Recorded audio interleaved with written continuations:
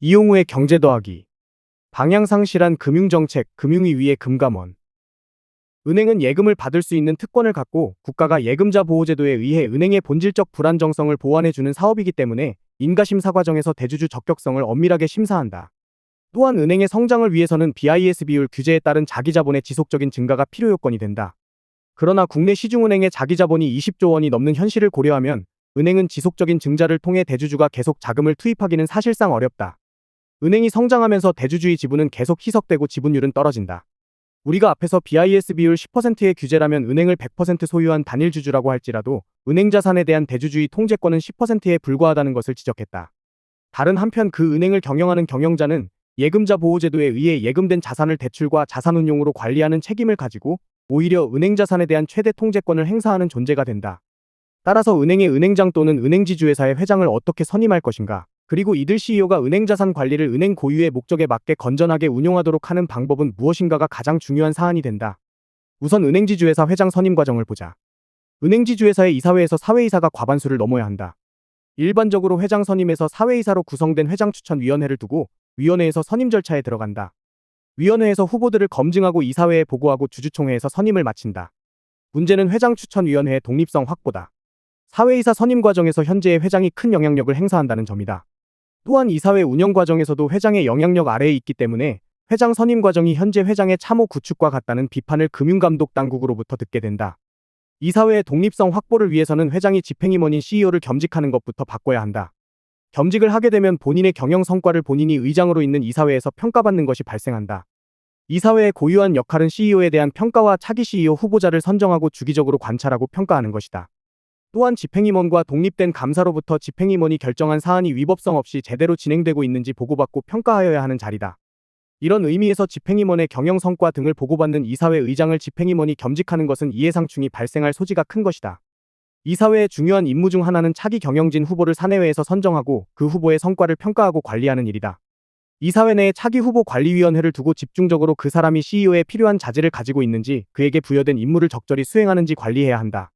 이사회는 고유한 역할인 경영성과 평가 및 차기 후보군 관리와 경영목표 부여를 할 수 있는 조직으로 운영되어야 하므로 이사들의 독립성을 확보하는 것이 최대 과제가 되는 것이다.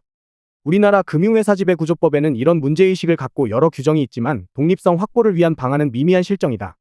독립성 확보를 위해 다양한 규정을 둘 수 있지만 사전적으로 모든 것을 정할 수는 없다. 이럴 때 쓸 수 있는 좋은 방안은 이사회에게 자체적으로 독립성을 입증할 것을 요구하고 감독당국이 이를 점검한 후 공시하는 것이다. 공시를 통해 그 입증이 적절한지 많은 사람이 판단하고 입증되지 않으면 제재하는 방안이다. 다음으로 CEO의 기회주의적 행동을 제어하는 장치를 보자. 주주와 경영진 간의 주인, 대리인 문제는 경영학 재무이론의 핵심 주제다. 주식회사의 경우 주주에게 권한을 위임받은 경영진에 대해 회사의 이해관계와 자신의 이해관계가 다른 것이 일반적이다. 경영진이 자신의 이익을 위해 활동하는 것은 당연하다. 대리인 문제는 주주와 경영진이 가지고 있는 정보의 비대칭성 때문에 발생한다. 즉, 주주보다 경영진이 회사에 대해 더욱 많은 정보를 가지고 있기에 이를 활용하여 회사의 가치 증진보다 경영진의 이익을 추구한다는 것이다. 경영진은 임기 연장과 높은 보상이라는 인센티브를 가지려 한다. 주주의 목표인 회사 가치에 훼손이 일어나는 기회주의적 행동을 한다는 것이다. 이를 방지하는 방법 중 대표적인 것이 정보 비대칭성을 해소하는 방안, 즉 회사의 많은 경영 정보를 주주에게 공개하는 것이다. 경영 정보에 대한 광범위한 공시를 통해 주주가 경영진을 일상적으로 감시할 수 있게 하자는 취지다. 은행의 경우 주주뿐만 아니라 예금자의 돈도 포함되기 때문에 그 양상은 더욱 복잡하다. 은행업은 대주주의 역할이 미미하기에 경영자가 전체 예금자 돈을 잘 관리하느냐에 승패가 달렸다. 이 문제는 회사의 경우와 같이 공시제도를 더욱 강화하는 것과 함께 예금보험공사와 감독기관을 통한 감독의 문제로 귀결된다. 은행업은 대출자산을 건전하게 관리하여 예금자의 예금을 보호해야 하는 만큼 감독당국은 은행이 이를 적절하게 수행하는지 감독해야 한다. 금융회사 지배구조법 제14조는 금융회사의 이사회 운영에 관한 것으로 금융회사는 주주와 예금자, 투자자, 보험계약자, 그 밖의 금융소비자의 이익을 보호하기 위하여 그 금융회사의 이사회의 구성과 운영, 이사회 내 위원회의 설치, 임원의 전문성 요건, 임원 성과평가 및 최고 경영자의 자격 등 경영승계에 관한 사항 등에 관하여 지켜야 할 구체적인 원칙과 절차를 마련하여야 한다. 지배구조 내부규범에 규정하여야 할 세부적인 사항과 그 밖에 필요한 사항은 대통령령으로 정한다. 금융회사는 다음 각 호의 사항을 금융위원회가 정하는 바에 따라 인터넷 홈페이지 등에 공시하여야 한다. 1. 지배구조 내부규범을 제정하거나 변경한 경우 그 내용. 2. 금융회사가 매년 지배구조 내부규범에 따라 이사회 등을 운영한 현황으로 되어 있다. 또한 제16조에는 이사회 내에 1. 임원 후보 추천위원회, 2. 감사위원회, 3. 위험관리위원회, 4. 보수위원회, 5. 내부통제위원회를 두고 운영하여야 한다고 규정하고 있다. 이 규정만으로 볼 때 은행 지배구조 시스템상 흠잡을 곳이 전혀 없다. 문제는 이사회 내에 각 위원회가 독립적으로 운영되어야 한다는 점이다. 금융회사 지배구조법에서 이사회 내부에 위원회를 두는 것을 규정한 이유는 이사회 의장이나 CEO 단독으로 의사결정하는 것을 제한하기 위한 것이다. 각 위원회마다 독립적인 역할을 하고 이를 조율하여 의사결정하는 체제인 것이다. 이를 위한 전제 조건은 금융회사의 이사회 의장과 CEO가 분리되어야 하며 감독당국은 이들 위원회가 독립적으로 운영되는지에 초점을 맞춰야 하는 것이다. 겸임할 경우 집행임원을 감시할 감사, 금융회사의 대출행위에 대한 관여, 셀프보수 지급 등 이해상충이 발생하기 때문이다. 우리은행의 지주회장 관계자에 대한 부적정 대출은 바로 은행의 리스크관리위원회에 관여한 것으로 법 위반이 될 소지가 있다.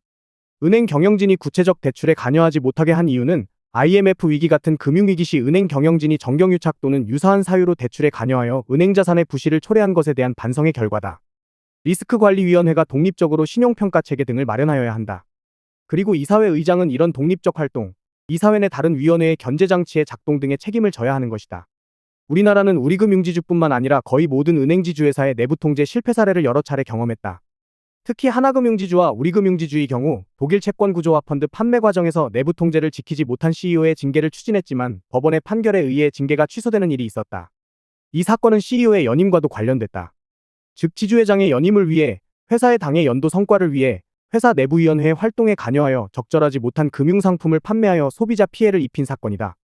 위원회가 부결한 사안을 위원을 교체하여 가결시키거나 위원회의 경영진이 관여한 증거를 조직적으로 인멸한 것이 드러나 금융감독원의 조사에 의해 고발된 사건이었다. 법원은 법규상 내부통제 기준을 마련하라고 되어 있지 그것을 지키라는 조항이 없기 때문에 관련 경영진의 징계 취소를 판결했다. 논리는 이상하지만 금융감독당국은 이런 법정 미비를 고려하여 신속히 법 개정에 나서야 할 것이다. 내부통제가 훼손되는 사례는 보통 지주회장의 연임과 관련된 경우가 많았다. 감독당국이 지주회사 선임 과정에 기존 회장의 참호가 되고 있다고 지적하는 것은 타당한 측면이 있다. 이사회와 집행임원의 분리와 함께 생각해 볼 것은 지주회사 회장 연임을 제한할지 여부다. 은행업을 비롯한 금융회사는 주주만의 것이 아니고 인가를 통해 라이센스를 받는 공공적 성격을 갖고 있다. 특히 예금을 받는 특권을 갖는 은행업의 공공성은 더욱 강하고 주주의 영향력은 미미해지고 있다. 공공성을 갖는 금융회사를 어떤 개인의 전유물이 되는 것은 바람직하지 못하다. 필자는 2번 연임하고 1번 더 할 수 있도록 하는 2+1 정도로 임기를 제한하는 것이 좋다고 본다. 아무리 뛰어난 경영자라고 할지라도 그가 결정한 사안에 문제가 있을 수 있다. 일반적으로 스스로 이걸 발견하기는 어렵고 발견하였더라도 자신의 잘못을 스스로 시정하는 것도 매우 어렵다. 빅패스라는 용어가 있는데 새로 취임한 CEO가 전임자의 잘못을 과감히 고백하고 새 출발을 하는 것을 말한다. 그래야만 전임자의 잘못된 성과가 자신에게 넘어오지 않기 때문이다. 후임자가 전임자의 결정에 대해 비판적으로 검토하여 평가한 결과다.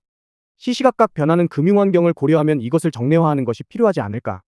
필자는 은행업은 특성상 주주의 영향력이 미미하고 국가에 의한 예금보험제도로 공공성이 더욱 크고 예보를 비롯한 정부 당국의 영향력 또한 클 수밖에 없다는 것을 지적한 바 있다. 바로 이 지점에서 금융감독당국이 은행에 개입할 수 있는 통로가 생기는 것이다. 개입은 당연한 것이고 감독 규제를 받아들일 수 없다면 은행 CEO는 자격이 없는 것이다. 그러나 반대로 당국의 감독이나 규제가 정경유착과 같은 사적인 이익을 위해 활용되어서도 안 된다. IMF 위기의 원인 중 하나가 권력기관이 구체적 대출에 관여함으로 인해 은행의 대출자산 부실이 누적된 것이었다. 금융감독당국은 은행의 구체적 경영이 아니라 법규에 따라 은행의 각 부서와 위원회가 독립적으로 활동하는지 여부를 감독해야 한다. 우리나라의 금융 관련 부서는 크게 기획재정부, 금융위원회와 금융감독원 등이 있다. 각 부처마다 그 부처가 해야 할 일이 법으로 정해져 있고 존재 이유도 명확하다. 하나의 사안에 대해서도 각 부처가 담당하는 것이 따로 있고 이들 사이의 견제와 균형 그리고 조정을 통해 결정하도록 되어 있다. 그런데 최근 각 부처가 서로 충돌하는 정책을 발표하거나 다른 부서가 해야 할 정책을 자신들이 발표함으로써 금융시장과 시장 참가자인 은행 등 금융기관에 혼선을 주는 경우도 생기고 있다.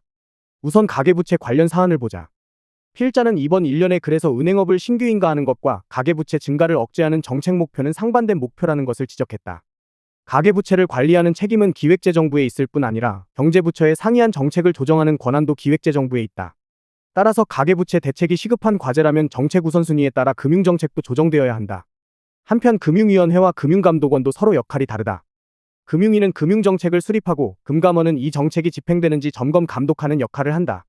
예전에는 금융정책도 기재부의 역할이었지만 금융위가 법령제정권을 갖게 됐기 때문에 금융정책은 금융위의 것이 되었고 외환정책 등 국제금융 업무만 기재부의 권한으로 남았다. 그러나 최근 이복현 금감원장의 가계대출 발언을 보면 가계부채의 금리 문제를 직접 거론하는 반면 금융위와 기재부는 입을 다물고 있다. 지난 9월 4일 이복현 감독원장이 주택 실수요자에게 피해를 주는 대출 정책을 점검하겠다고 했다. 이 원장은 앞서 지난 8월 25일에는 대출 금리 상승은 당국이 바란 게 아니다. 은행에 대한 개입을 더 세게 해야 할 것 같다고 했었다. 이런 금감원장의 오락가락 발언에 대해 지난 9월 6일 기재부 장관, 금융위원장, 금감원장이 거시경제 관련 회의를 가진 후 정부의 가계부채 정책 기조는 변함이 없고 필요하다면 부동산 대출뿐만 아니라 신용대출도 총량 규제 대상에 포함시킬 수 있다는 취지로 발표했다. 한편 가계부채 관리의 중요한 수단인 금리결정권을 가지고 있는 한국은행의 지난 8월 기준금리 동결 결정에 대해 한덕수 총리와 대통령실이 나서서 아쉽다는 발언을 해 금리 인하를 압박하고 있는 형국이다. 신용대출까지 총량 규제하는 것도 검토한다는 발언은 9월 예정된 한국은행 금융통화위원회 회의에서 금리 인하가 결정되면 대출 수요가 늘어날 가능성이 높다고 보고 추이를 보면서 신규 규제를 도입하겠다는 의지를 보인 것으로 보인다. 이는 대통령실, 기재부, 금융위, 금감원이 정책 조율 없이 시장의 반응에 따라 두더지 잡기식 좌충우돌 대응하는 것으로 평가될 수 있다. 행정부의 정책 조율 기능이 마비된 것이다.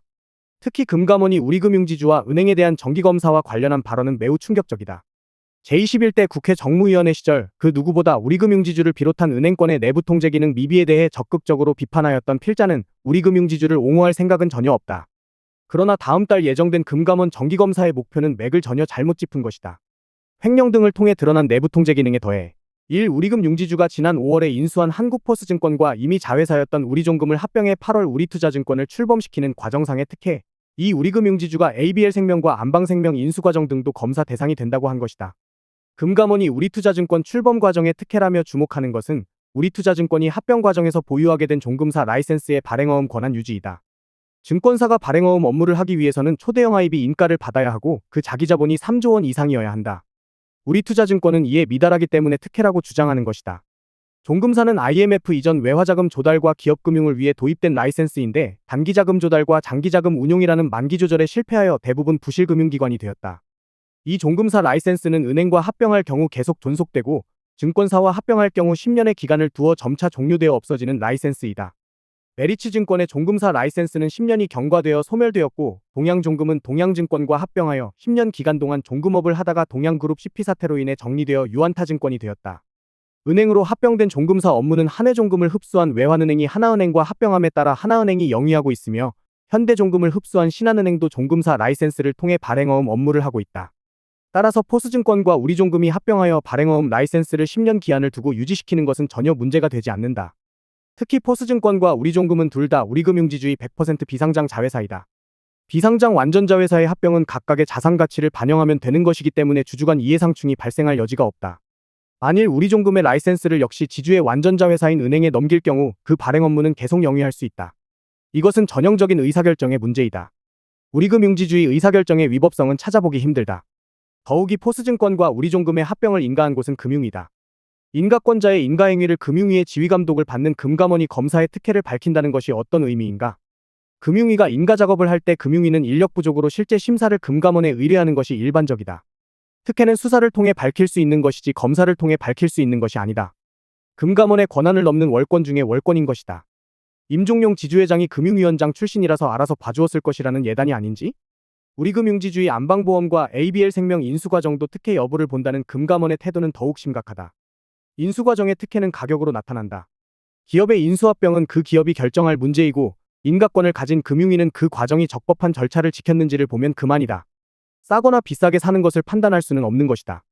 만일 그 거래에 의해 그 회사가 지켜야 할 규제 비율을 어겼다면 그걸 지키라고 요구할 수는 있다. 거래 가격에 대해 금융감독당국이 적법하지 않게 개입하는 것은 심각한 문제를 낳는다. 론스타와 하나금융지주의 투자자 국가소송은 금융감독당국의 부적절한 거래가격 개입이 국가의 손해배상으로 이어진다는 것을 보여주는 사례이다. 필자는 이 글에서 은행에서 내부 통제 기능이 매우 중요하며 이에 대한 감독당국의 검사는 너무나도 당연하다는 것을 은행의 재무상태표 등 규제의 특성을 통해 살펴보았다. 이와 함께 관련 당국자들의 인식이 서로 정반대의 것을 말하고 때로는 동일한 당국자가 정반대의 정책 목표를 제시하는 것도 보았다. 좌충우돌하는 금융정책은 금융안정을 해치고 경제 전반에 혼선을 가져올 수밖에 없다. 그 산업의 본질을 이해하지 못한 채 섣부른 정책을 구사하면 경제는 길을 잃고 만다. 금융정책도 마찬가지이다. 은행업의 본질을 이해하고 경제 전반과 금융감독부서의 서로 다른 목표를 우선순위를 고려하여 조정하는 컨트롤 타워가 필요한 이유가 여기에 있다. 특히 금융정책을 담당하는 금융당국의 목소리가 줄어들고 이 정책이 잘 집행되는지 점검 감독하는 금감원이 큰 소리를 그것조차 오락가락 때에 따라 서로 다른 목소리는 내는 것은 특히 은행의 혼란을 야기하는 것이다. 은행이 제 기능을 못할 때 경제 전반의 혼란으로 이어지기 때문에 벤 버냉키 미연준 의장이 지난 2007에서 8년 금융위기 때 일단 은행을 살려 경제의 유동성 공급 기능을 유지한 이유다. 은행의 혼란이 경제의 위기로 연결될 수 있다는 것이다. 우리는 조율되지 않은 경제 금융정책이 경제를 어렵게 하는 것이 아닌지 돌아봐야 한다. 무엇보다는 경제 운용의 리더십을 정립하는 것이 시급하다. 더 칼럼니스트